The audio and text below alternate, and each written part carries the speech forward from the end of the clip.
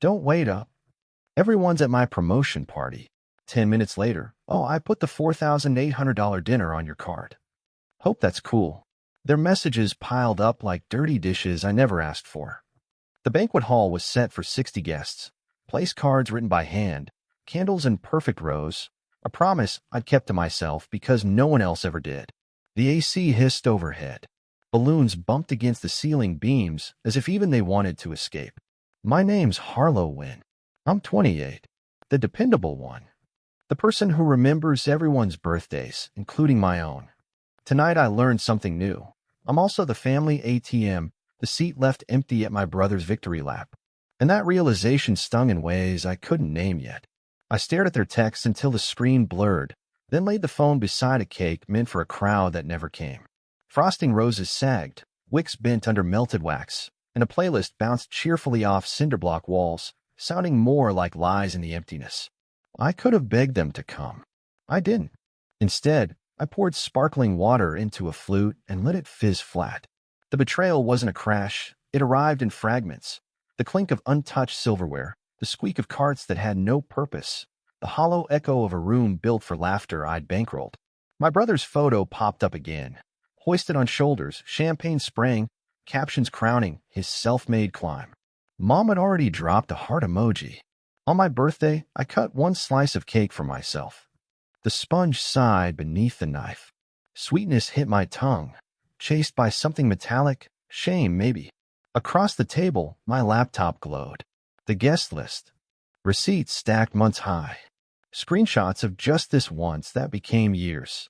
I wasn't dramatic. I was methodical. I layered files like evidence. Added a voiceover steady enough to sound surgical. At 3:47 a.m., the export finished. I pasted the link into the family chat. Watch this before sunrise. The candles remained unlit. The silence was thick, vibrating against my skin. Then the typing bubbles appeared and vanished again and again, like someone choking on words.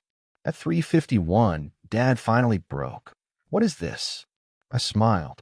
The first response is always confusion, never guilt. I didn't reply. I just refreshed the shared drive and watched the view count climb. My video wasn't a rant, it was a film. Receipts signed in my mother's handwriting. Late night text, cover this, sweetheart, I'll pay you back. Silence afterward. Photos of my brother's vacations hashtagged hard work pays off while I paid. The hardest part, the voice notes. Mom's laughter woven through my brother's demands. Voices heavy with entitlement. And then a cut to me last year, blowing out a candle alone. Over it, I'd spoken one line. Neglect leaves fingerprints louder than hands ever could. Comments from strangers began flooding in. Betrayal, parasites, cruel family. Shares multiplied. Algorithms eat raw truth. At 4:07, Mom finally typed, Harlow, take this down now. I touched the frosting, still soft on the cake. No, I whispered. Then my brother, you're ruining me. Do you know what you've done? Yes, I knew. The glow of their unraveling lit the room brighter than any candle. By 4:30, the group chat erupted, an aunt accusing me of humiliating family, cousins begging me to delete it. Too late. The video was already loose, multiplying. 60 empty chairs surrounded me, but for once, I wasn't the invisible one. They were. The video wasn't just proof, it was a mirror. Bank app transactions for meals I never ate. Flight bookings to cities I never saw. Mom's casual, it was easier to put it on your card. Each one sharp, undeniable. By 5:02, my brother tried again. This ruins my promotion. People at work will think I'm a fraud. I typed back slowly. They won't have to think. The silence after was storm-heavy. I closed my laptop, letting their panic bounce without me. Stepped onto the balcony where the city still slept. Thought of birthdays past, candles blown out in shadows, presents that never came, my name always an afterthought. Strength had kept me quiet for years. But silence isn't strength. Inside, the cake sat untouched. Yet I wasn't alone anymore. My voice was out there, echoed by thousands pressing share. By sunrise, their tone shifted from outrage to damage control. Mom, you're being dramatic. Families handle things privately. Dad, you should have just asked for the money back. Brother, delete it. I'll fix this, I swear. I read every plea with the same patience I used when slicing that cake. Calm, deliberate, final. They didn't realize the story wasn't just online, it was spreading. My inbox brimmed with strangers whispering same, forwarding the video like survival signals in rubble. At 7 a.m., I carried the empty cake box back to my apartment like a relic. My phone buzzed nonstop. Reporters, ex-colleagues, people who'd been used the same way.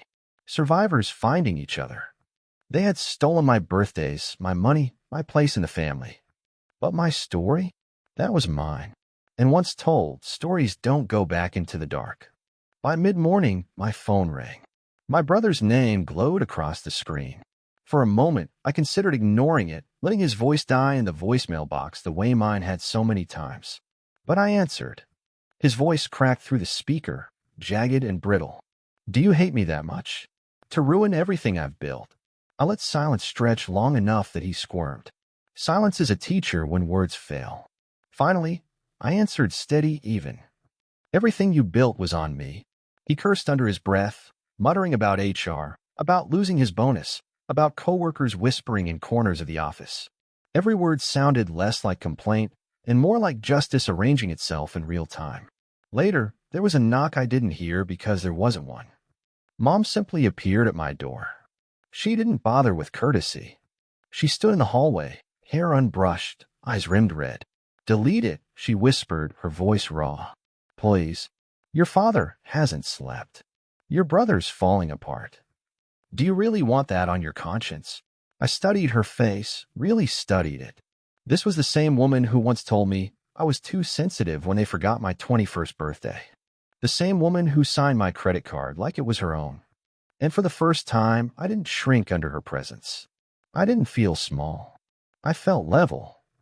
No, I said softly. What's on my conscience is how you treated me. I gestured to the phone, to the videos burning their way across the internet. This is yours. Her shoulders collapsed as if the weight had finally landed after years of floating. She looked older in that moment, brittle in a way I never imagined seeing her. When she turned away, I knew something permanent had shifted. The story wasn't done. It was only beginning to coil tighter around them. By noon, the family chat was a graveyard. No new messages. No frantic calls. Just stillness, the eerie kind that follows when people realize power has slipped from their hands and they don't know how to grab it back. I could picture them, huddled together in their living room, whispering strategies, drafting a narrative where I was the villain. I didn't wait for their version to surface. I uploaded the second video. This one wasn't receipts. It was memory. Not home videos, not nostalgia, but curated proof of patterns. Birthdays where my cake went untouched while they toasted my brother. Vacations where my suitcase never left the closet because someone has to work. They called me family when they needed my money. They called me dramatic when I asked for love. Within an hour, the views doubled. Comments poured in like floodwater. Strangers typing, this was my childhood. I feel this in my bones. And then that one word again and again, same. At 1:43 p.m., Dad broke. He called. His voice, usually booming with command, was thin. Harlow, you're destroying us. People at church are talking. Our friends. I cut in. The same friends who laughed at your son's promotion toast while I blew out candles alone. He didn't answer. He couldn't. By 3 p.m., my brother's face was plastered across gossip blogs. Coworkers tagging each other, dissecting the videos frame by frame. The denials didn't matter. The evidence was airtight. That evening, as the sky dimmed violet, I lit the candles on the leftover cake. Alone, yes, but not invisible. Each flame felt like a witness, flickering approval across the quiet room. I whispered into the silence. They took my birthdays. I gave them their reckoning. Wax dripped in slow rivers as my phone buzzed again. A message from Mom. You've made your point. What you want from us? I stared at the words, the glow reflecting in my eyes.